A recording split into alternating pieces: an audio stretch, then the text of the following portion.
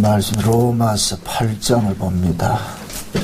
로마서 8장 29절부터 봅니다. 29절에서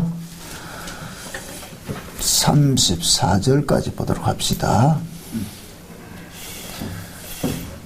로마서 8장 29절에서 34절까지 찾았으면 우리 같이 보도록 합시다. 하나님이 미리 아신 자들로 또한 그 아들의 형상을 본받게 하기 위하여 미리 정하셨으니 이는 그로 많은 형제들 중에서 맏아들이 되게 하려 하심이니라. 또 미리 정하신 그들을 또한 부르시고 부르신 그들을 또한 의롭다 하시고 의롭다 하신 그들을 또한 영화롭게 하셨느니라. 그런즉 이 일에 대하여 우리가 무슨 말하리요? 만일 하나님이 우리를 위하시면 누가 우리를 대적하리요? 자기 아들을 아끼지 아니하시고 우리에게 모든 사람을 위하여 내어주신 이가 어찌 그 아들과 함께 모든 것을 우리에게 은사로 주지 아니하겠으며 누가 능히 하나님의 택하신 자를 송사하리요? 의롭다 하시는 이는 하나님이시니 누가 정죄하리요? 죽으실 뿐만 아니라 다시 살아나신 이는 그리스도 예수시니 그는 하나님 우편에 계신 자요 우리를 위하여 간구하시는 자신이라. 아멘. 기도합시다. 하나님, 그리스도 예수 안에 있는 자는 결코 정죄함이 없다고 하셨는데 우리가 이 말씀을 들을 때마다 하나님의 그 크신 그 사랑과 그 은혜와 긍휼들을 깊이 좀 깨달아 알아가는 시간들이 될 수 있게 도와주시옵소서. 그냥 이것이 어떤 추상이고 관념이 되지 말게 하시고 이 말씀이 실제 우리 안에서 믿음으로 역사되게 하셔서 우리가 이 땅에 살아가면서 당하는 그 어떤 모습 속에서도 주님께서 이루신 그 십자가의 구원의 사건들이 늘 능력으로 나타날 수 있도록 도와주시옵소서. 이 시간도 그 말씀 안에서 우리가 힘을 얻기를 소망합니다. 그러므로 성령님께서 오늘도 이 말씀이 우리에게 들려준 하늘의 복음이므로 이렇게 들려질 수 있도록 도와주시옵소서. 예수님의 이름으로 기도합나이다. 아멘. 우리가 이제 구원을 이야기를 할 때에 많은 사람들이 이 구원론에 대해서 잘못 이게 해석이 되어가지고서 그 기독교 안에서도 인본주의 구원론자를 가지고 있습니다. 그걸 우리가 흔히 이제 알미니안주의라 이러는데 이 알미니안주의자들이 이 구원론에 대해 가지고서 어떤 우리 인간들의 어떤 행위 차원으로 접근하는 것은 성경을 자꾸만 문자적으로 보기 때문에 그렇단 말이죠. 성경을 문자적으로 보게 되면은 이 모든 것이 우리가 어떻게 지켜야 되는 것으로 이렇게 되어 있거든요. 그러니까 우리가 지키지 않을 것 같으면은 하나님의 구원도 이루어내지를 못해요. 그런 것들이 결국 뭡니까? 우리 성도들이 신앙생활을 하는 데 있어서 어떤 교회라는 조직을 위해 가지고서 충성도를 끄집어내는 데는 필요해요.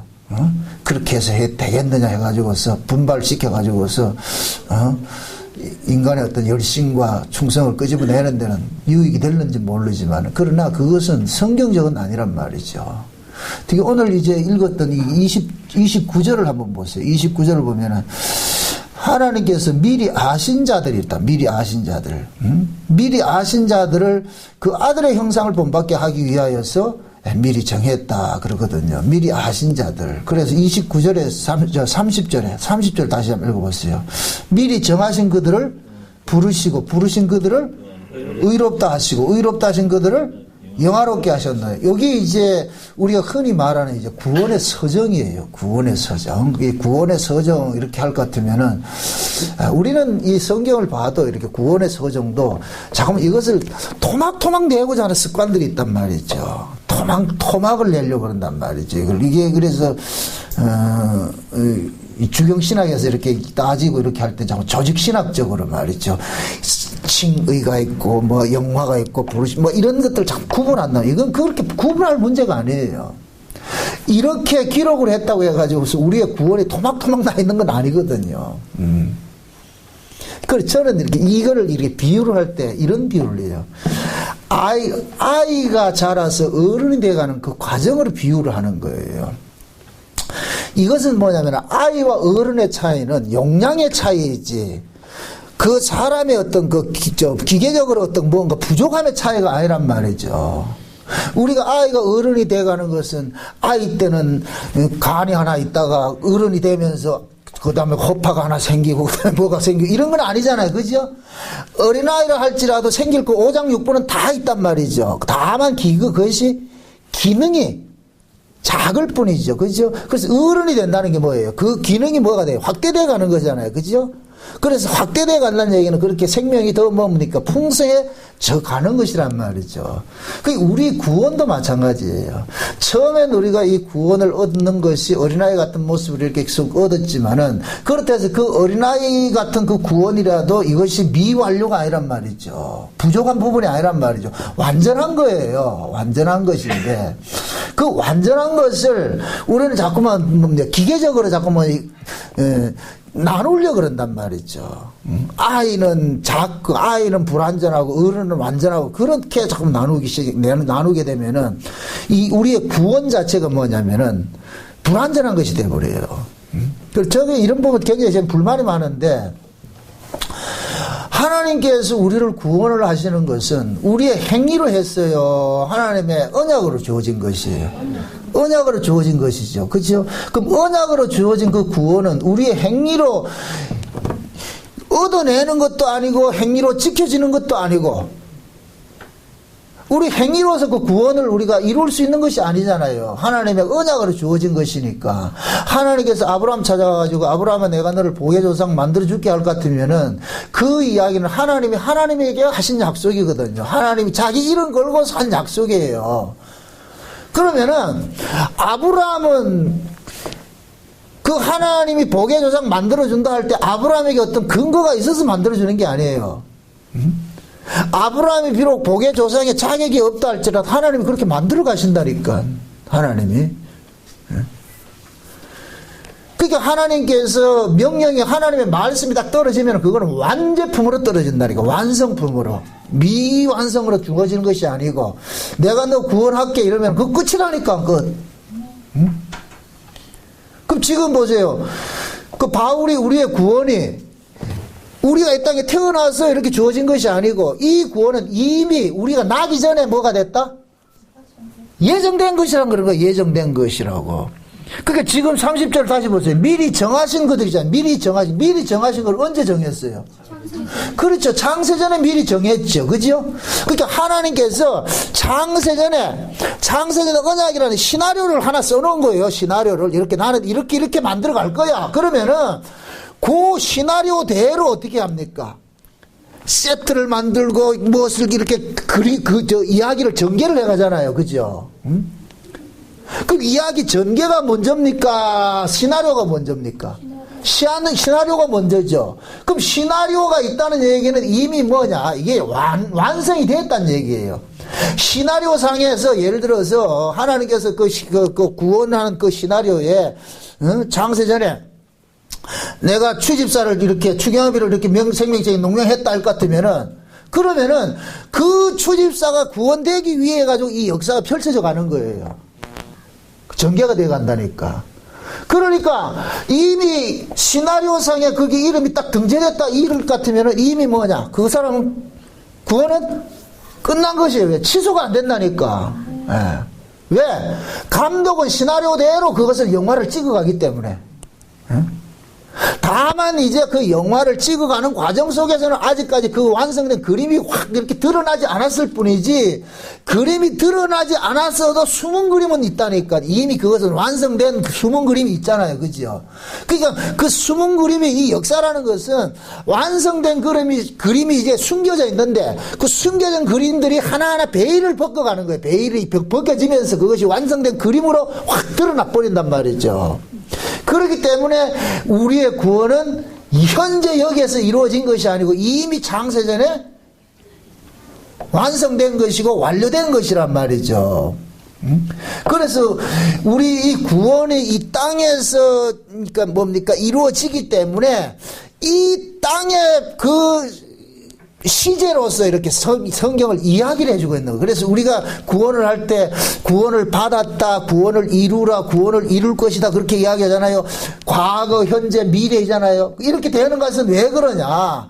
이 역사 자체가 과거에서 미래로 흘러가는 것으로 역사가 진행이 된단 말이죠. 그러니까 우리의 구원이 실제 우리의 구원은 묵시에 있던 속한 것인데 이 묵시에 있던 이 시나리오를 시간의 흐름이 있는 역사 속에 펼쳐가기 때문에 구원이 뭐로 나타나느냐. 과거 구원, 현재 구원, 미래 구원으로 이렇게 나타날 뿐이란 말이죠. 이해되죠? 그럼 이렇게 생각해 보세요. 과거에 구원된 사람이 현재나 미래나 잘려진다 안 잘려진다? 안 잘려지죠. 그죠? 그래서 과거에 이미 구원이 된 사람은 이것은 완성된 제품이라고 제가 그렇게 하는 거예요. 어? 이게 믿어져야지 이게 흔들림이 없다니까.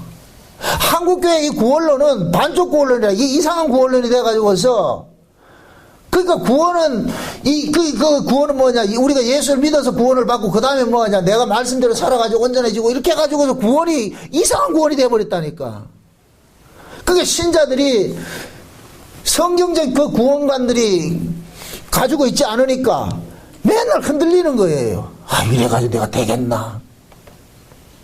신자가 돼서 신자답지 살지 못하게 해가지고 매 맞고 하는 거는 그건 둘째 문제예요. 그건 잘려지는 것이 아니잖아요. 그죠?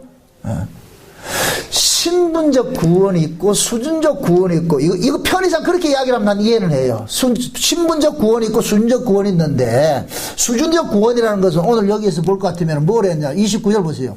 하나님이 미리 아신 자들을 누구의 형상을 본받게 한다 그래요? 아들의 형상을 본받게 한다 그러죠. 아들의 형상. 그럼 하나님께서 우리를 구원한 것은 우리를 구원한 것은 누구 형상까지 나아가게 돼 있어요. 아들의 형상이죠. 그럼 그걸 보세요. 우리가 이 땅에 태어날 때는 누구의 형상으로 태어났어요? 아담의 형상으로 태어났죠. 그죠?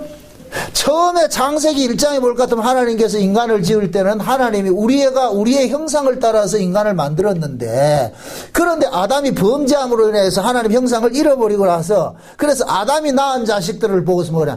아담은 자기 형상을 따라서 낳은 자식들을 낳는다. 아담의 형상으로 낳는다고. 그럼 아담의 형상은 뭐예요? 죄인의 형상이잖아요. 그죠?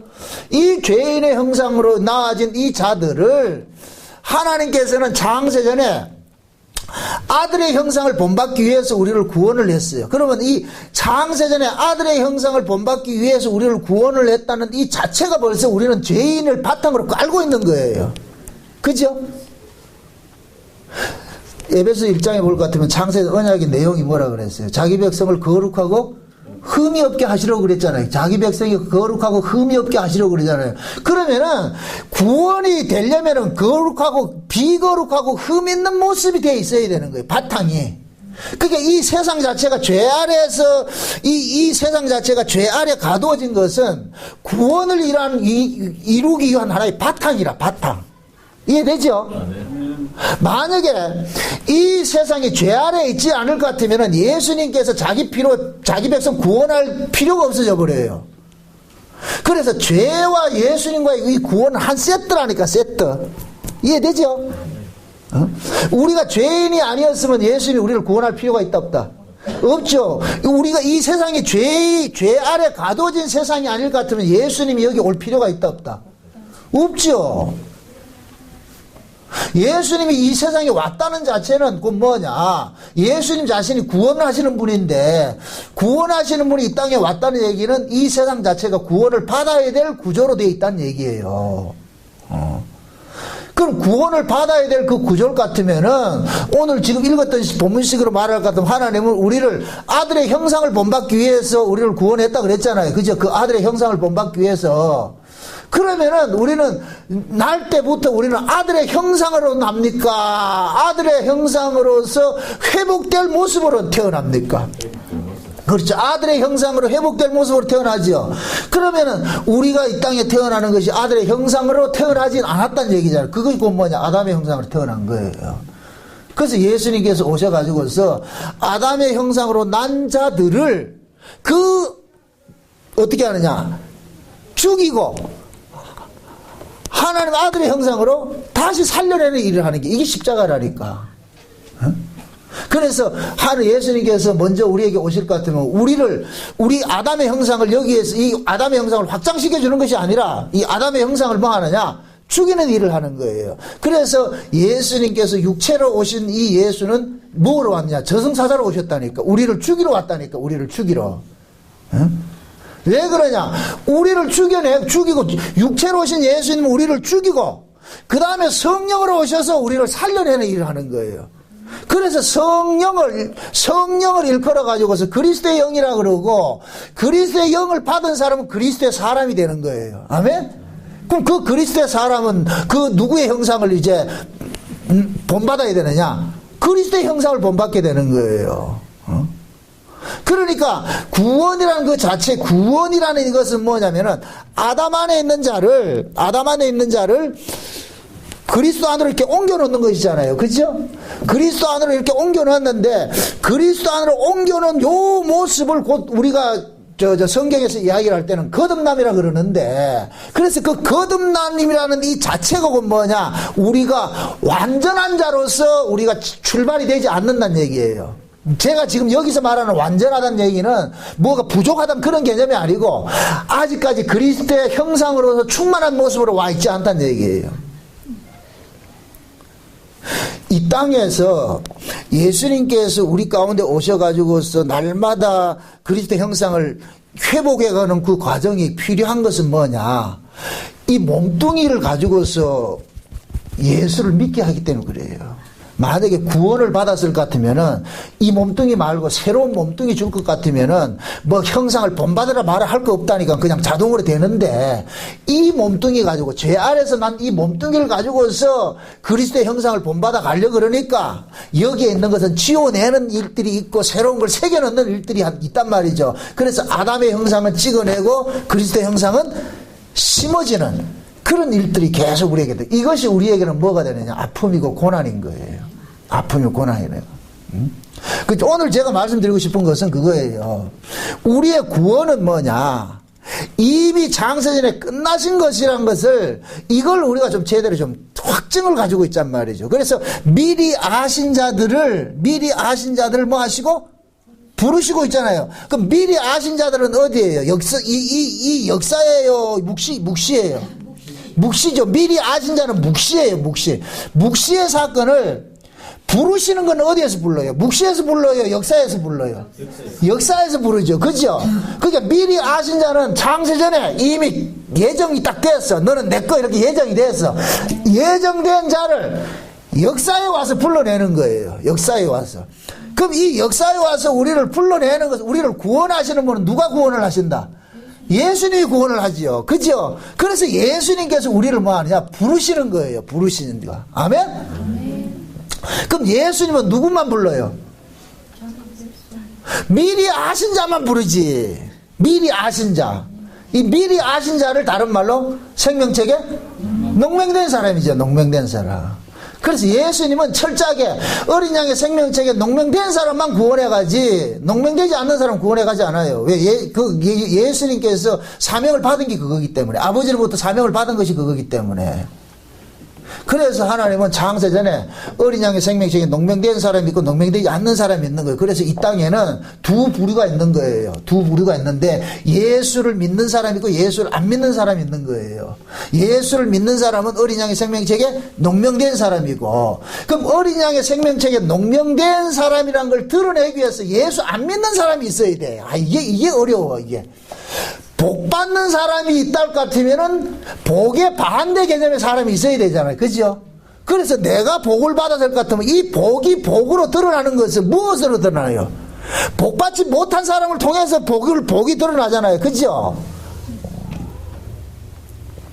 그래서 하나님이 야곱과 에서를 가지고 이야기할 때, 야곱은 사랑했고 에서는 미워했다 그러잖아요. 그죠?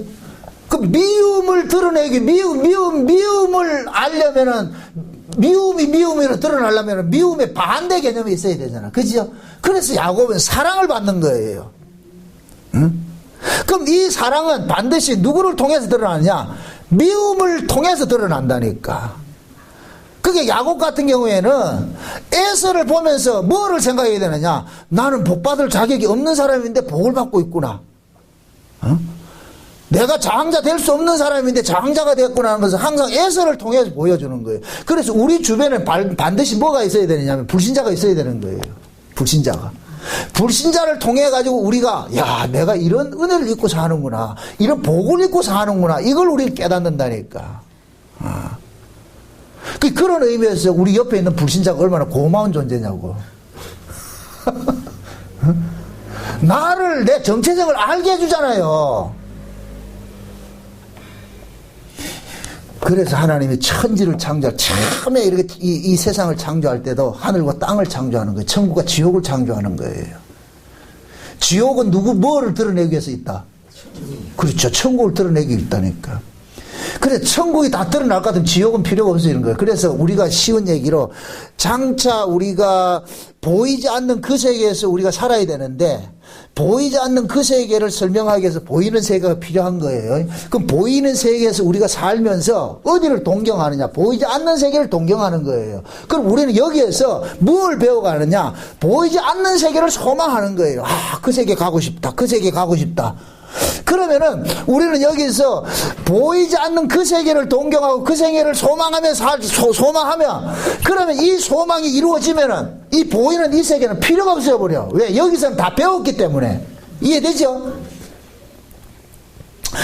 그렇게 될 것 같으면은 이 보이는 이 세계가 반드시 있어야 돼요? 없어야 돼요?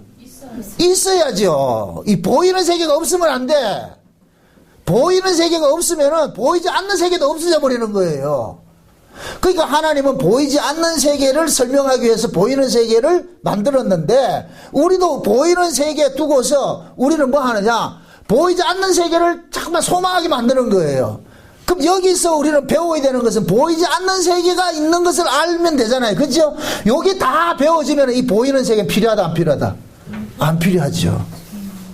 그래서 우리가 떠나는 거예요. 예수님께서 그래서 신자들은 역설적으로 이 세상에 보이는 이 세계에 소망을 두지 않도록 하기 위해서 이 세상에서 고난당하는 구조로 집어넣는 거예요. 그러니까 고난당하는 구조 속에 빠져가지고서 우리는 뭘 생각하느냐? 보이지 않는 세계를 소망하는 거예요. 보이지 않는 세계를. 그래서 신자는 보세요.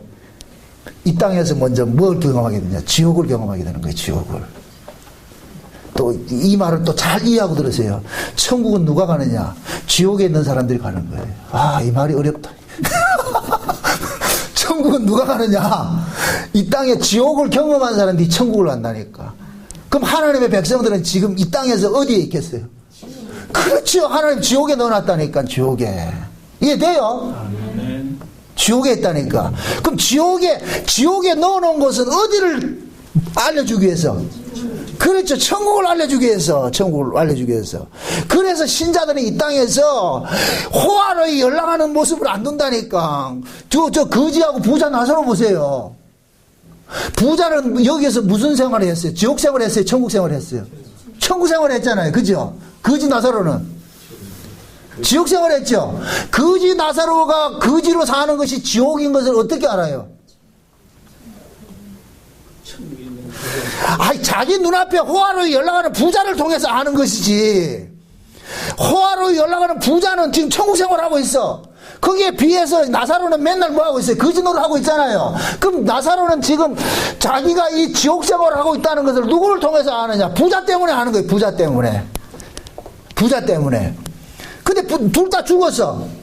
나사로는 어디 가고? 천국 가고. 부자는 지옥 가고 그러죠. 그래서 부자가 따지잖아요. 하나님 앞에. 아버지요 그러잖아요. 그렇게 뭡니까?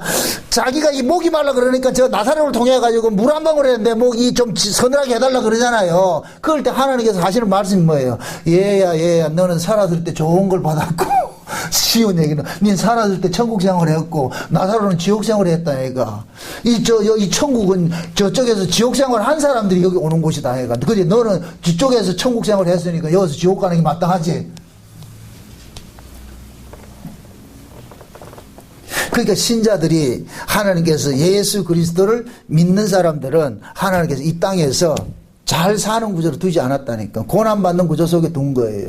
지금 보세요. 이 로마서 8장을 이제 이 다음 시간에도 설명할 건데, 이 구조를, 사도 바울이 그런 거예요. 7장서부터 그러잖아요. 오라 나는 공관자로 누가 이 사망의 몸에서 건져줄고 했을 때, 성령께서 그렇게 하잖아요. 바울아, 네가 할 수 없는 것을 하나님께서 하셨는데, 그 일을 어떻게 했느냐? 그 아들을 육신의 모양으로 보내가지고서, 네가 받을 그 죄값을 예수가 대신 받아가지고서, 그래서 네가 의롭게 된 거야. 그래서 이제 그리스도 안에 있는 자는 결코 정죄당하지 않는 거야. 정죄당하지 않는 거예요.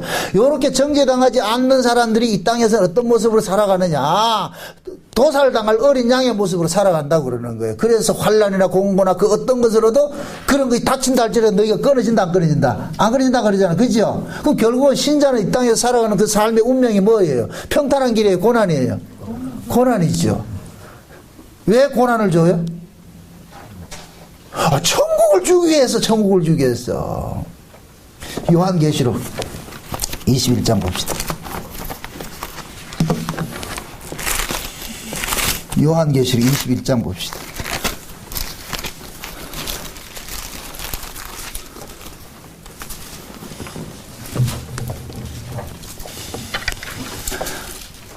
(3절부터) 봅시다. 3절부터. 요한계시록 21장 3절부터 3절 4절 두 절을 봅시다. 3절 4절 다 시작. 내가 들으니 보좌에서 큰 음성이 나서 가로되 보라 하나님의 장막이 사람들과 함께 있음에 하나님이 저희와 함께 거하시리니 저희는 하나님의 백성이 되고 하나님은 친히 저희와 함께 계셔서 모든 눈물을 그 눈에서 씻기심에 다시는 사망이 없고 애통하는 것이나 곡하는 것이나 아픈 것이나 다시 있지 아니하리니 처음 것들은 다 지나갔음이라. 자 보세요. 천국에 가니까 하나님께서 우리 눈에 뭐를 닦아줘요? 눈물 닦아주지요. 그죠? 그럼 이거를 역설적으로 생각을 할 것 같으면 신자의 운명은 이 땅에서 무슨 삶을 살게 돼 있다. 그렇죠. 눈물 흘리는 삶을 살게 돼 있다니까. 눈물을. 그런데 우리는 기도하면 뭘 달라 그래요? 눈물 흘리지 않는 삶을 달라 그러잖아요. 그러니까 이 기도가 얼마나 우리 엉터리냐고. 이게 하나님은 눈물 흘리라고 해놨는데 우리는 눈물 흘리지 않으려고 만든단 말이죠. 그걸 쉬운 얘기 한 단면적으로 보여주는 것이, 여러분들 지금 이 시대 보세요. 우리가 죄인데 세상에서 죄를 지으면 그 사람 어디에 가둡니까? 감옥에 가두지요. 그죠? 감옥의 의미는 뭐예요? 죄값을 치르는 곳이잖아요. 그럼 그거가 평안해야 되겠어요? 고통스러워야 되겠어요? 고통스러워야 돼. 근데 지금 이 시대 감옥은 어떻게 변해가고 있어요? 네? 호텔로 바뀌고 있죠. 이게 잘못됐다니까. 그러니까 일부러 감옥에 가고 싶어 한다니까. 감옥은 감옥다워야 돼요. 다시는 가고 싶지 않는 그런 모습이 돼야 되는데, 그게 그렇게 돼야 정상인데 지금은 그렇게 안 되어 있다니까. 좀 오해할 수 있는 부분인데도 잘 이해하고 들으세요. 원래 죄인들을 죄 값을 치르기 위해서 감옥에 넣을 것 같으면 거기에는 인권이 필요가 없는 데예요. 이 말을 알겠어요? 그 사람들 막 무시하라 이런 개념, 그런 개념이 아니고, 인권이 통용되면 그거는 감옥일 수 없어. 인권이 통용된다는 얘기는 감옥이 아니라는 얘기예요. 감옥은 인권이 통용되지 않아야 돼. 그래야 감옥스럽죠. 죄인이 이 땅에서 형벌 받는데 편안하게 형벌 받는데 그건 형벌이 아니지.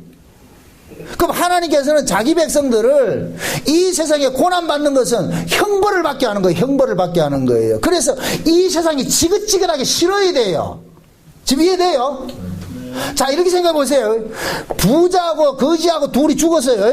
둘이 죽었다니까. 둘이 죽어가지고서 만약에 하나님께서 부자 보고 야, 니 지옥에 살래 저 세상에 갈래 할 것 같은 부자 뭐라 그러겠어요? 세상.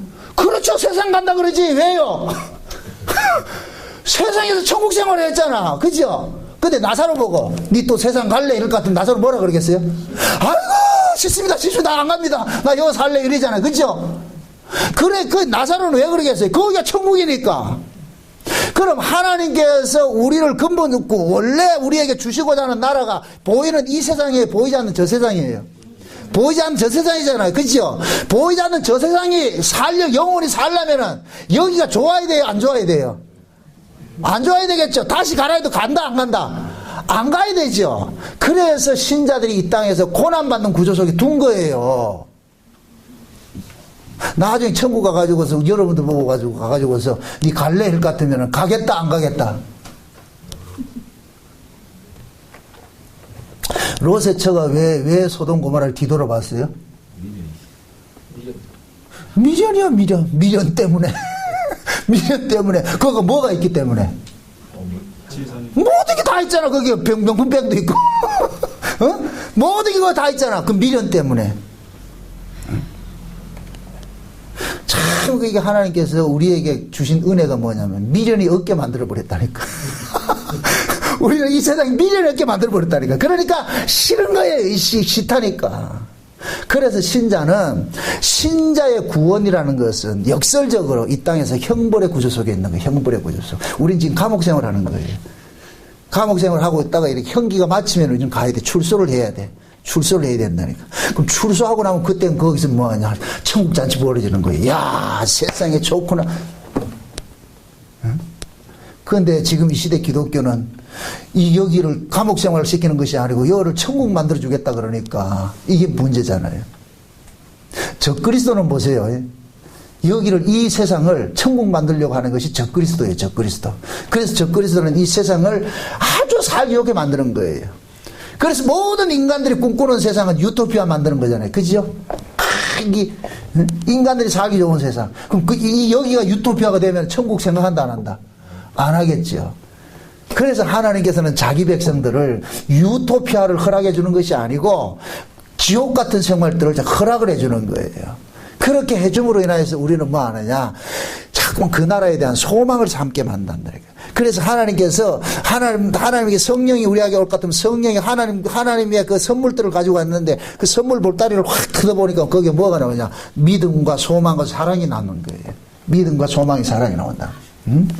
그 믿음이 오면은 이 믿음이 어디를 바라보게 하느냐, 보이지 않는 세계를 소망 삼게 만들어요. 소망 삼게 만든다니까.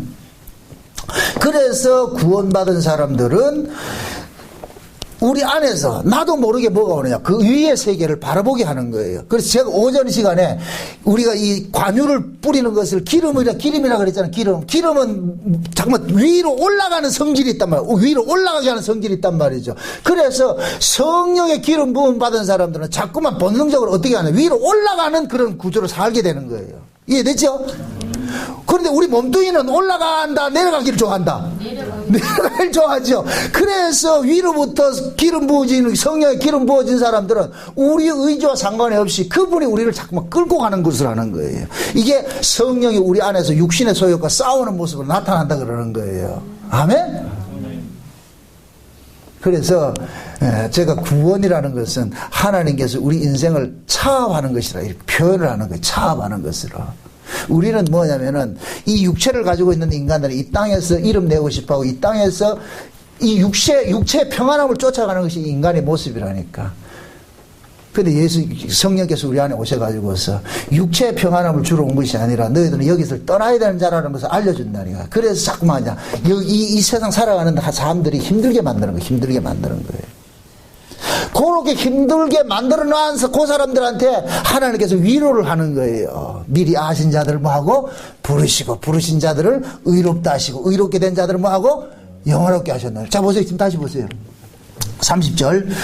미리 아신 그들을 또한 부르시고, 부르신 그들을 뭐 한다? 의롭다 하시고, 의롭다 하신 그들을 또한 영화롭게 할 것이다 하셨느니라. 하셨느니라는 뭐예요? 과거 시제예요? 현재 시제예요? 미래 시제예요? 과거 시제죠. 그죠? 그럼 결국은 뭡니까? 이미 구원 속에 영화롭이 다 들어가 있다, 안 들어가 있다? 들어가 있는 것이죠. 아멘? 그러니까 우리는 구원을 받으면은 이미 뭐냐? 끝난 걸 우리는 받은 거예요. 그러면 그 끝난 것들은 완성된 것이 다만 이 역사 세계에서는 미완료의 모습으로 나타난 거예요. 이게 또 좀 어려운 건데, 묵시 안에서는 완성된 제품이에요.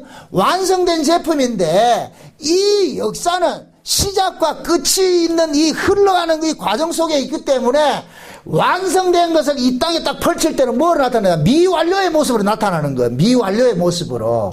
그게 미완료의 모습으로 나타났다 할지라도 그것이 미완료다, 완성이다. 완성이죠. 그래서 예수님께서는 그러잖아요. 이미 우리 안에 뭐가 이루어졌다 그래요? 너희 안에 천국이 이루어졌다 그러죠. 그죠? 천국이 이루어지, 우리는 그렇게 이미 천국으로 사는 거예요. 아멘?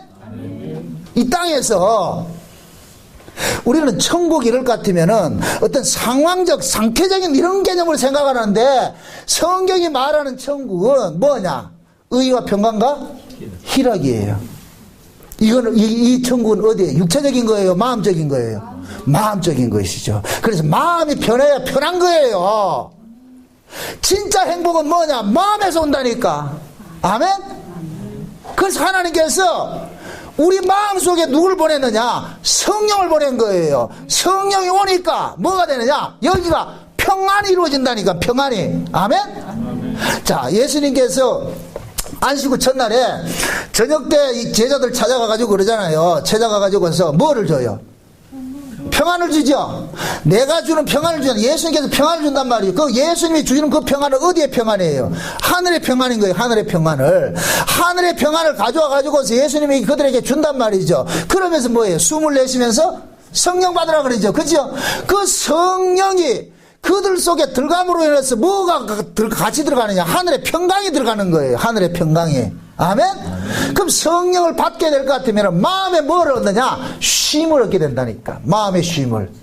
비로소 그 사람이 뭐가 되느냐? 어떤 환경을 초월해가지고서 마음의 평안을 얻으면 그 사람이 천국으로 사는 거예요. 아멘? 그게 바울이나 신라 같은 사람은 지하 감옥에 갇혀서도 마음은 뭐이다? 천국이죠. 육체는 지옥 같은 환경에 가둬져 있는데 마음은 뭐냐? 천국인 거예요. 그러니까 찬송과 기도가 나온다니까. 아멘? 이거는 우리가 이 땅에 살아가면서 겪는 일들이라니까. 환경적으로 봤을 때는 참 힘들어요. 막 짜증나고 막 이런 모습인데, 그러나 하나님이 주시는 그 은혜가 우리 안에서 역사를 할 것 같으면은 그 환경을 이겨낸다니까. 이게 신자만이 가지고 있는 능력이에요. 그러니까 성령 받은 사람은 그 어떤 것으로도 우겨싸움을 당하지 않는 거예요. 그게 바울이 그러는 거예요. 내가 우겨싸움을 당한다, 안 당한다? 겉으로는 우겨싸움을 당한 것 같은데 너희들이 봤을 때는 내가 우겨싸움을 당한 것 같지만은 우겨싸움을 당한 것이 아니요 그러죠. 너희들이 봤을 때는 내가 아무것도 없는 것 같은데 나는 모든 것을 가진 자요. 너희들 눈에는 내가 거지같이 보이지만은 나는 부자라는 거예요. 무엇이 부자예요? 마음이 부자지요. 심령이 부자지요. 아멘? 그래서 심령에 예수 그리스도를 모시고 이 예수라는 보화를 모시고 사는 사람은 비록 육체적인 것은 가난할지라도 마음은 부자가 되는 거예요. 그래서 이 마음의 부자가 된 사람은 어떤 환경에서든지 치우치지 않고 감사하고 사는 거라니까. 이게 신자라니까, 신자. 이거는 그 속에 성령이 오지 않는 사람은 절대 이해된다, 안 된다? 안 돼요. 이거는 받아야 돼. 이건 설명해서 될 문제가 아니라. 응? 옛날 신구씨가 그게 했죠. 게맛살 처음 나올 때. 게맛살. 그죠? 뭐, 그 유명한 멘트 있잖아요. 뭐예요? 니들이 게맛을 알아. 이 얘기는 뭐예요? 게맛은 설명해서 알려줄 수 있는 것이 아니란 얘기예요. 이건 먹어봐야 아는 것이지. 이걸 어떻게 설명할 거예요? 성령을 어떻게 설명할 거예요? 이걸 설명해서 될 문제가 아니라니까. 그냥 받으면 알아. 아멘? 예수를 만난 사람은 예수를 설명하려고 안 그래요. 그냥 예수로 살지요. 예수를 뭔가 설명한다는 얘기는 그는 만나지 않은 것 같아. 예수를 설명할 문제가 아니라니까. 제가 과거에 율법 아래 있을 때는 다 설득을 하려고 그랬어. 설득을. 어떻게 하면 설득을 하려고 그러는데, 은혜 아래 들어가서 보니까 이건 설득돼서 될 문제가 아니라, 이게.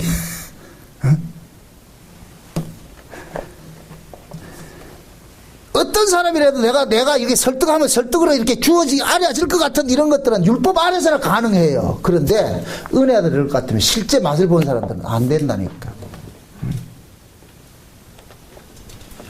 그래서 성령께서 자기 백성들 안에 와가지고서는 뭐 하느냐, 하늘의 평강을 줘버리니까 이 평강을 맛본 사람들은 세상이 주는 평강하고 다르기 때문에 이 평강으로 세상의 가치를 이겨내고 살고 있는 거예요. 살고 있다니까. 그럼 그런 사람들은 뭐냐, 세상의 그 가치와 자기 안에 있는 이 가치하고 계속 뭐 하느냐, 부딪히겠죠. 그죠? 부딪히는데 동화가 된다, 안 된다? 안 되는 것이죠. 물과 기름처럼 나눠져 가지고서 그 살게 된다니까. 바울이 이런 이야기를 하는 것은 로마서 8장 끝이 뭐로 나타나느냐, 사망이나 공고나 적신이나 환란이나 이런 것들을 끊어진다 안 끊어진다 이 얘기 하잖아요. 결국 뭐예요? 이런 환란이 있다는 거예요, 없다는 거예요? 이게 환란에서 끊어지지 않으려면 환란 속에 집어넣어 봐야 알잖아요. 그죠? 안 집어넣어놓고 어떻게 끊어지냐, 이건 말이 안 되잖아요. 그럼 결국 우리 앞에는 이런 게 기다린다 안 기다린다? 기다리고 있다니까. 그러니까 이런 환란이 오는 것을 다 미리 알고 밑에서 앞에서 뭐 하느냐, 정치 작업을 하는 거예요. 야들아 그런 일이 닥친다 할지라도 절대 너희들 겁내지 말아라. 왜 그러냐, 너희들은 미리 아신 자들을 부르시고 부르신 자들을 뭐 했기 때문에, 의롭다 하시고 의롭다 하신 자들을 뭐 했기 때문에, 영원하게 했기 때문에 너희들 이미 끝난 거야. 비록 이 땅에 살면서 네가 생명이 끝난다 할지라도 그냥 방 하나 옮겨가는 거니까 염려하지 마, 그 얘기거든요. 그리고 또 중요한 것이 뭐냐면, 보세요. 다시 보세요.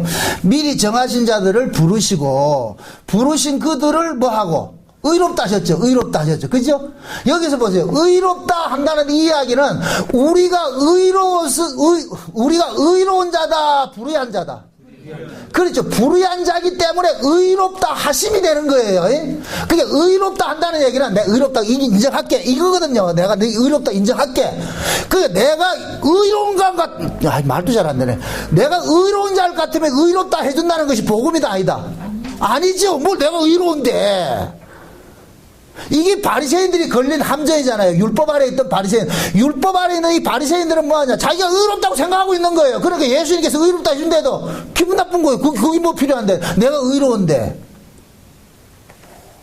그러니까 여기서 의롭다 이렇게 한다는 얘기는 나는 의롭지 않기 때문에 의롭다고 여겨주는 거예요. 이게 얼마나 기쁘냐고, 이게.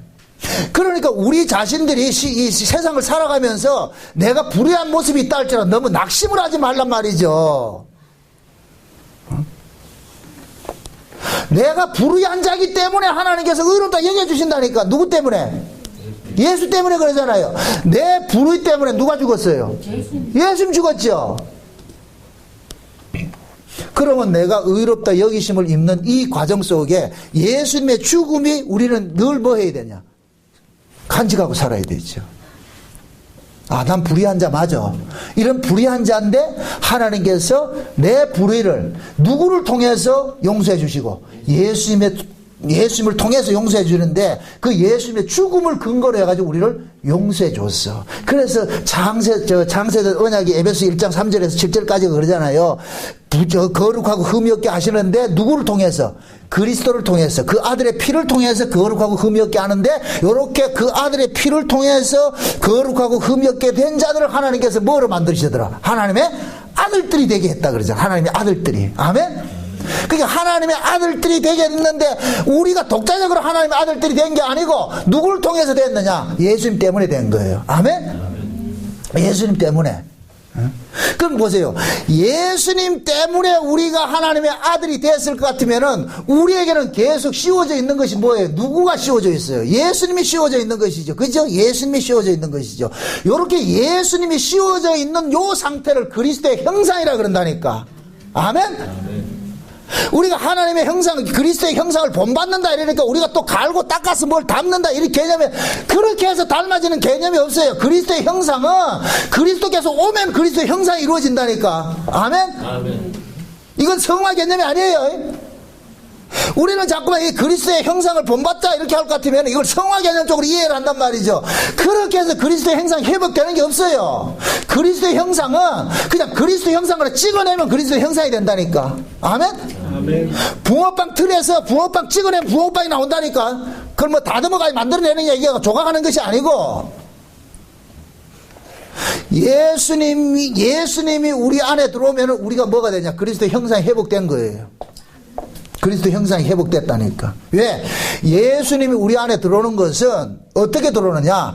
아담의 형상을 찍어내고 그리스도 형상이 들어온다니까. 아멘? 그래서 우리에게 구원은 물 세례가 먼저가 주어지고 성령 세례가 나중에 주어지는 거예요. 성령 세례는 반드시 물 세례를 거쳐온 사람에게 주어지는 것이지 물 세례를 거치지 않는 사람에게 성령 세례가 오는 법이 없어요. 아멘? 자 보세요. 예수님께서 가셔가지고 성령을 보냈는데 누구에게만 보냈어요? 자기 백성에게만 보냈지요. 그죠? 그럼 예수님께서 십자가는 왜 졌어요? 누구를 위해 졌어요? 자기 백성을 위해 졌지요. 그러니까 예수님의 백성은 예수님의 십자가를 먼저 경험하게 돼 있어. 육체로 오신 예수님이 자기 백성을 먼저 십자가에 데려가서 죽이는 일을 한단 말이죠. 죽이는 일을 하고 나서 그 다음에 뭐 하느냐? 죽은 자들에게 생명의 성령이 들어와가지고서 우리를 살려내는 일을 하는 거예요. 이걸 성령의 거듭냄이라고 그러고 성령 세례라고 그런다니까. 이해되죠? 그럼 성령 세례 받는 사람은 그 성령 세례를 받았다 그 사람은 이미 뭐한 사람이에요? 아담의 형상이 죽어진 자지요. 죽어진 자지요. 그래서 예수님께서 성령으로 우리 가운데 오게 될 것 같으면은 그 성령이 우리 몸뚱이를 가지고서 누구로 살게 하느냐? 예수로 살게 하는 일들을 하는 거예요. 예수로 살게 하는 일들을. 아멘? 그럼 예수로 살게 한다니까 이걸 또 오해해가지고서 내가 또 예수님 성품같이 착하게 살아야 된다. 그 얘기가 아니고 우리의 몸뚱이는 여전히 죄의 몸이기 때문에 우리는 뭐 해야 되느냐? 이런 죄인이 살고 있는 것은 예수님의 피 흘리심 때문에 살고 있습니다 하는 것을 고백하는 거예요. 아멘? 비록 내가 이 몸뚱이는 죄를 짓는다 안 짓는다? 지을 수밖에 없어요. 그럼 죄를 지을 수밖에 없는 이 몸을 가지고서 지금 살고 있는 것은 죄 짓고 살고 있는 것은 누구 때문에 살고 있다? 그렇죠. 예수님의 죽음 때문에 내가 살고 있습니다를 고백하는 거 이걸 일컬어서 예수의 증인이라 그러는 거예요. 예수를 증거한다 그러고. 그래서 성령을 그리스도의 이름으로 보냈고 그리스도의 이름으로 오신 그 성령은 반드시 누구를 증거하게 되느냐? 그리스도를 증거하게 돼 있어요. 그래서 사도 바울이 그러잖아요. 내가 사는 것은 내 안에 그리스도께서 사신 것이라 그러잖아요. 내가 사는 것은 그리스도를 믿는 믿음 안에 내가 사는 것이라 그러잖아요. 그럼 우리는 뭐 해야 되느냐? 누가 여러분들 보고 니 그래가지고 그따구로 해가지고 그래 살아가야 되겠냐? 신자가 그따구로 해서 살아가야 되겠냐? 그렇게 할 때에 여러분들은 당당히 어떻게 얘기를 해야 되느냐면은 맞아. 네 원리대로 할 것 같으면 난 죽어야 되는데 그러면 내가 살고 있는 것은 누구 때문에 살고 있다? 예수님께서 내 같은 이 죄인을 위해서 대신 죽어주셔가지고서 그래서 내가 예수님의 죽음 때문에 내가 살고 있는 거야. 그렇게 그 사람은 뭐하냐? 고로한 것들이 깨달아지는 사람은 평생 누구만 자랑하느냐? 예수만 자랑하는 거예요. 예수만. 이걸 신앙생활이라고 그런다니까. 예수를 믿는 사람은 예수를 자랑하고 아멘? 네, 그 속에 예수가 있는 사람은 예수를 자랑하게 돼 있어요. 왜? 예수님께서 우리 안에 오신 것은 예수님 자랑하라고 왔다니까요. 예수님 자랑하라고. 그래서 하나님께서 우리가 불의한 자인데 의롭다고 인정을 해줬어. 이렇게 의롭다고 예수 그리스도의 피로서 의롭다고 인정된 사람이 나중에 뭐가 되느냐? 영화롭게 되는 거예요. 그 사람들이. 그래서 보세요. 창세전에 어린 양의 생명식에 농명된 사람은 창세전부터 뭐냐? 예수의 씨를 품고 있어. 근데 이 땅에 죄 아래 이렇게 버려졌단 말이에요. 버려져 있는 속에서도 뭐가 있느냐? 예수님의 그 씨는 심겨져 있는 거예요. 이게 꼭 뭐와 같으냐면은 이스라엘 백성들이 애굽에서 태어났지만은 그 애굽에 태어난 백성들 속에 누구 언약이 심겨져 있다? 그렇죠. 아브라함 언약이 그대로 심겨져 있는 거예요. 비록 애굽에서 태어났는데도 아브라함의 언약은 그 속에 심겨져 있다니까. 그래서 그 아브라함 언약에 심겨진 자를 누가 찾아가느냐? 모세가 찾아가는 거예요. 하나님 모세를 보내가지고 모세는 가가지고서 그 속에 아브라함 언약이 있는 자들을 찾아내는 거예요. 그럼 아브라함의 언약이 있는 자들은 모세의 말을 듣는다 안 듣는다? 듣게 돼 있다니까. 이상하죠? 그게 모세는 딱 가가지고서 그러는 거예요. 내가 하나님 여호와의 이름으로 왔다 그럴 것 같으면은 아브라함 언약 안에 있는 자들은 그 여호와의 이름으로 온 그 모세를 뭐로 보느냐? 구원자를 보는 거예요. 이 둘이 만나게 한다니까. 서로 끌어당김이 있다니까. 그러니까 그러니까 모세가 그러잖아요. 애굽의 장자가 다 죽어질 때에 이스라엘 백성들이 그러잖아요. 하나님께서 말씀하시기를 오늘 밤에 애굽의 모든 장자가 죽는데 너희들은 흠없는 어린 양 한 마리 잡아가지고 그 피를 문에 발라라. 문설주에 발라라. 그러면 넘어갈 것이다. 그럼 그 말을 들은 사람은 살아났다 안 살아났다? 살아났죠. 안 들은 놈은 죽었죠. 근데 참 재미있는 것이 애굽 사람도 그 말을 들은 사람 있죠. 그죠? 그게 뭐냐? 이방인 속에서도 하나님 백성, 하나님 말씀 들을 사람이 있다는 거예요. 그래서 출애굽을 할 때는 히브리인들만 나온 것이 아니고 애굽 사람들도 같이 나왔다니까. 이해되죠? 요렇게 될 것 같으면 뭐가 되느냐? 애굽이라는 이 구조 속에 뭐가 있느냐? 우리가 다 봤을 때 저기 전부 애굽 사람인 줄 알았는데 그 속에서도 구원받을 사람이 있더라는 거예요. 모세가 가서 해보니까 그 사람이 나타나더라는 거예요. 응? 그렇게 해서 어린 양의 피를 통해 가지고 살아난 요 사람들을 일컬어서 그러냐 이스라엘이라 그러는 거예요. 이스라엘. 아멘. 그러니까 보세요. 애굽에 있을 때는 혈통적 이스라엘이었어요. 혈통적 아브라함의 후손이었어요. 근데 그 혈통적 아브라함의 후손들이 모세를 통해 가지고 새로운 계약이 이루어지죠. 그죠? 어린 양의 피로서 이제는 새로운 민족이 형성되는 거예요. 그래서 애굽에 나온 사람들은, 출애굽을 한 사람들은 전부 뭐냐? 아브라함의 혈통이 나온 것이 아니고 어린 양의 피로 사라진 자들이 나오는 거예요. 어린 양의 피로 사라진 자들이. 아멘? 그러면 애굽에 나온 이 사람들은 아브라함의 언약은 소용이 없어져 버리고 뭐가 돼버리냐? 어린 양의 피의 언약이 그들에게 유효가 되는 거예요. 아멘? 그 어린 양의 피로 살아난 자들에게 하나님께서 뭐 하느냐? 시내산에서 뭐를 주느냐? 시내산에서 말씀을 주는 거예요. 응? 그게 시내산에서 그 율법이 주어졌다는 얘기는 이것이 신약적인 의미에서는 뭐로 나타나느냐?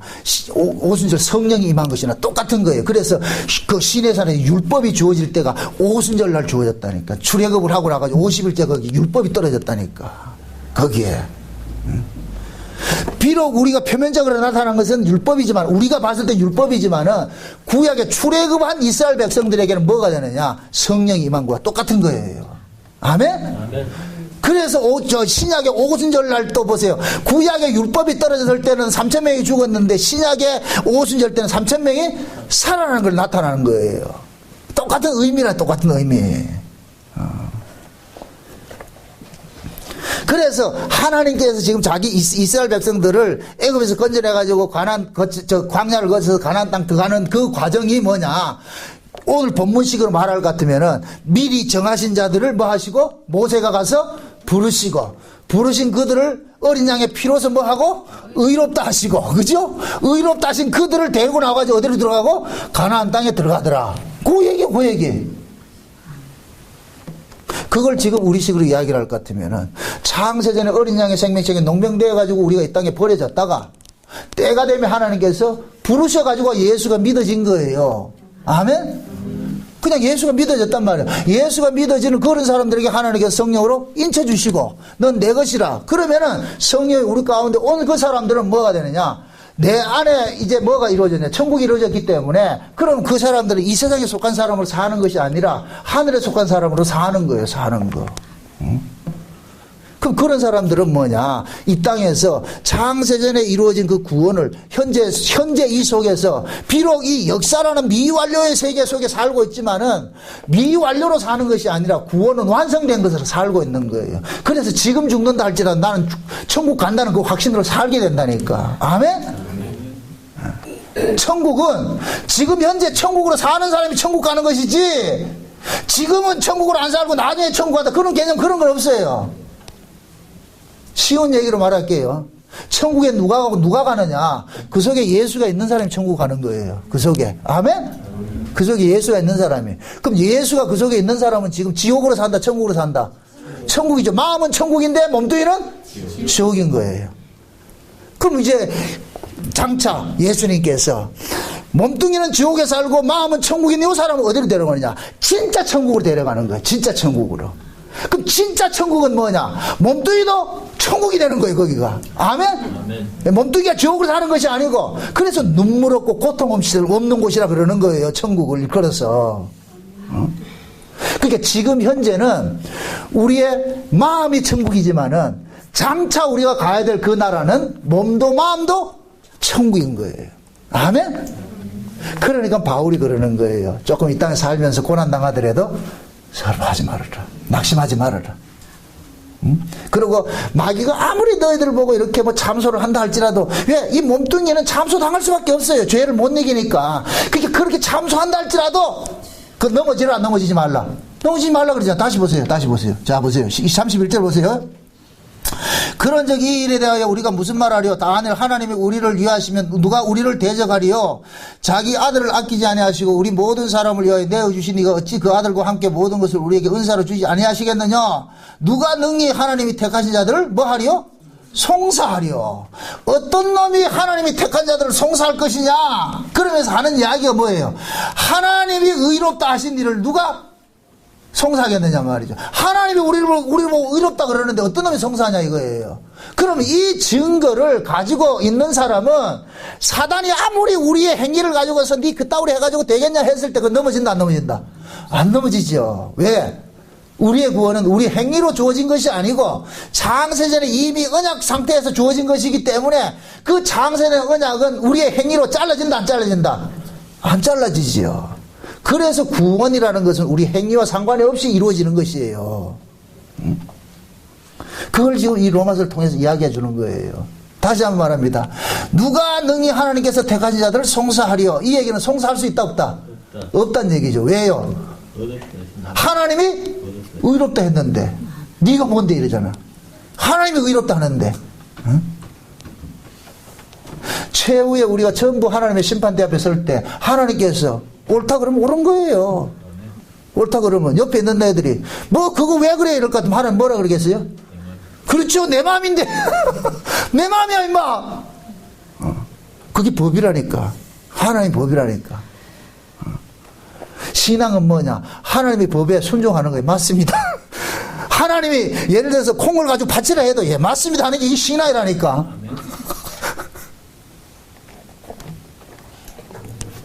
참 재미있는 것이 말이죠. 율법에 속한 사람들은 율법에 속해 있을 것 같으면 하나님의 말씀도 자기 법 체계로서 이해를 해버려요. 자기 법을 가지고서 자기 생각으로 이해를 해버린다니까. 그러면 하나님의 말씀도 결국은 뭐가 되느냐? 자기 생각을 거쳐서 해석이 되어지기 때문에 그 해석은 인간적 해석이 되어지는 거예요. 그래서 성경에서 그러잖아요. 누구든지 주 예수를 믿으라 그러면 너와 내 집이 구원을 얻으리라 그러잖아요. 그죠? 이것이 곧 뭐예요? 이게 방법론이에요? 하나님이 이렇게 일을 한다는 걸 말하는 거예요. 하나님이 이렇게 일을 한다는 걸 이야기하는 것이잖아요. 그러니까 이걸 가지고서 주 예수를 믿으라 그리하면 너와 내 집에 구원을 얻으리라 그러니까 이걸 가지고 이걸 법에 속한 사람들은 어떻게 해석을 하느냐? 야, 주 예수를 믿으면은 구원을 얻는다 그러니까 주 예수를 믿어야 된다. 이거 믿으면 구원 얻는다. 이게 구원파거든요. 구원 믿으란 말이야. 믿으면 구원 받아. 믿으면 뭐 내가 구원받고 싶은데 성경에 보니까 내가 뭘 잘해서 구원받는 게 아니고 주 예수를 믿으면 구원을 받는다 그러더라. 그러니까 주 예수 믿으세요 이런단 말이죠. 그럼 주 예수를 믿는 게 내 행위라니까. 이건 그 얘기가 아니고 하나님께서 구원을 하는데 어떤 식으로 하느냐? 예수를 믿게 해서 구원을 한다는 거예요. 예수를 믿게 해서. 자기 백성들에게 예수를 믿게 해주는 믿음을 줘가지고서 구원을 해낸다는 뜻이지 이걸 보고 우리를 예수 믿어서 구원을 받으라는 얘기가 아니란 말이죠. 이 말이 이해되죠? 예수 믿어서 구원 받으면 그건 행위가 돼버린다. 그건 구약이에요, 구약. 그러니까 은혜 안에 있는 사람은 어떻게 이 말씀을 주 예수를 믿으라 그리하면 너와 내 집 구원을 얻으리라 이렇게 하는 이 말씀을 어떻게 이해를 하느냐? 아, 하나님께서 예수를 믿게 해줘서 구원을 하시는구나. 그러면 예수를 믿게 해주신 그것이 곧 뭐냐? 내 노력이 아니고 내 행위가 아니고 하나님의 은혜잖아요. 그럼 구원받은 사람 주여 감사합니다 나오죠. 근데 반대로 법에 속한 사람들은 아, 예수 믿으려고 내가 믿었지 않습니까? 그러니까 하나님께서 내가 임마 언제 네 보고 예수 믿으라 그러더라. 아니, 분명히 주 예수를 믿으라 그랬잖아요. 그건 그게 아니야. 그 얘기가 아니야. 이거는 네 보고 예수 믿으라는 얘기가 아니고 나는 이렇게 예수를 믿게 해서 구원을 한다는 얘기를 얘기한 건데 네가 오해를 했구나. 그게 말씀을 던져본 거래요. 그래서 지금 알미니안 계통은 주 예수를 믿으라 그리하면 너와 내 집 구원을 얻는다 그러니까 알미니안 계통은 주 예수를 믿으세요 그런다. 예수 믿고 구원받으세요. 예수 믿고 구원받으세요. 말이 그게 잘 보세요. 예수 믿고 구원받으세요. 이 말은 결국 뭡니까? 내가 예수를 믿을 수도 있고 안 믿을 수도 있고, 이게 알미니안 계통이라니까. 알미니안 주의는 뭐냐? 내가 예수를 믿을 수도 있고 안 믿을 수도 있다는 거예요. 근데 성경이 말하는 것은 예수를 믿고 안 믿고는 그거는 내 의지에 속한 것이다. 하나님의 의지다. 하나님의 의지죠. 그러니까 하나님께서 예수를 믿게 해준 사람은 예수를 안 믿는 것이 안 된다니까. 그냥 믿어진다니까. 요게 믿어지는 사람은 예수 믿는 걸 자기 행위로 내놓는 것이 아니라 뭐 하느냐? 감사합니다. 어찌자고 예수가 믿어집니까? 그 믿어지는 은혜에 감사하지요. 그게 신앙이라니까. 그게 신앙. 다시 말합니다. 오늘 본문이시고, 하나님께서 미리 정하신 자들을 부르시고 부르신 자들을 의롭다 하시고 의롭다 하신 자들을 영화롭게 했죠. 그죠? 미리 정하신 자들은 어떤 사람을 정했다? 예수 믿고 구원받기로 정한 사람이란 말이죠. 그죠? 예수 믿기로 구원한 사람을 정했다니까. 그렇게 구원을. 그러면 꼭 예수 믿기로 믿어서 구원하기로 한 사람을 정해가지고 세상에 보냈잖아요. 그럼 보낸 그들을 이제 때가 되면 찾아가가지고서 뭐 하냐? 예수가 믿어지도록 일을 하시면은 예수가 믿어지는 그 사람은 뭐 하느냐? 하나님께서 의롭다고 인정을 해주시고, 이렇게 예수가 믿어지는 그 사람을 하나님께서 나중에 뭐 하냐? 영원롭게 데려간다는 그 말을 지금 하고 있는 거예요. 그러니까 너희들이 어떤 참소하는 자들이 너희들의 그 모습을 가지고서 송사하고 한다 할지라도 넘어지지 말아라. 왜? 의롭다 하신 분은 하나님이시니까. 하나님이 옳다고 했으니까 그 증거를 가지고 있으니까 넘어지지 말라 그러는 거예요. 이게 신앙이라. 부디 여러분들도 세상 살면서 때로는 우리가 신자답게 살지 못할 때가 있어요. 맞아요. 저 역시도 마찬가지예요. 그러나 그것 때문에 낙심하지 마시고, 왜? 의롭다 하시는 이는 하나님이시니. 그 의롭다는 증거를 우리가 가지고 있잖아요. 내 안에 성령께서 확증을 해주고 있으니까. 그러니까 여러분들이 흔들리지 마시고 그 믿음 안에서 그냥 감사하고 날마다 감사하며 사시기를 주 여러분 축원합니다. 기도합시다. 아버지 하나님 감사합니다. 하나님께서 미리 정하신 자들을 부르시고 부르신 자들을 의롭다 하시고 의롭다 하신 자를 영화롭게 하셨다는 이 사실이 지금 현재 우리 안에서 이루어진 것을 우리가 알았습니다. 그러므로 우리가 세상 살면서 비록 우리가 하나님 뜻대로 살아내지 못하고 우리 모습들이 비천하다 할지라도 낭망하지 말게 하시고 하나님의 이 약속을 믿음으로써 살아갈 수 있도록 도와주시옵소서. 믿어지는 그 은혜로 살 수 있도록 도와주옵소서. 예수님의 이름으로 기도합나이다. 아멘.